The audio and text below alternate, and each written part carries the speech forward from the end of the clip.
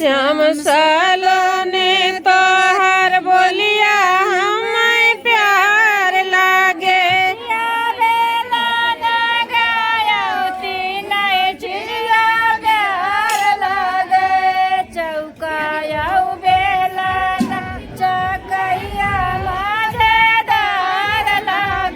चौकाया बेलना चकैया मजेदार लागे।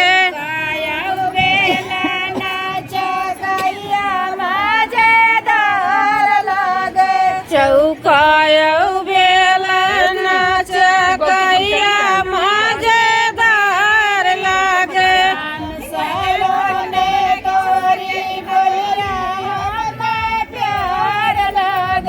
श्याम सलोने तो हर बोलिया हमें प्यार लागे।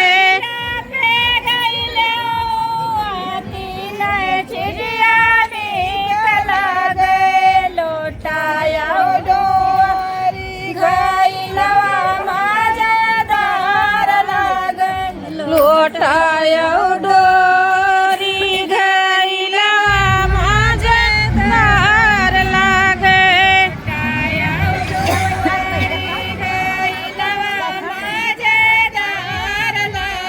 लोटाया डोरी घैला मजेदार लागे। बगिया में गैया तीन चीज नीक लागे।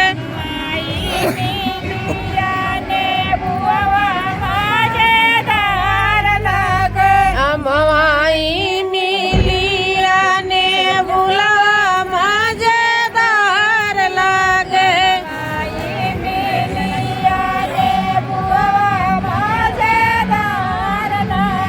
अमवाई मिलिया ने बुलावा मजेदार लागे।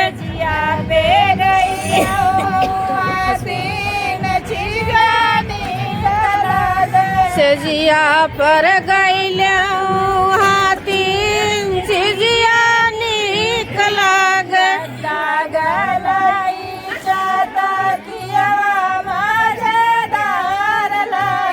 गद्दा गलाई चतकिया मजेदार लागे।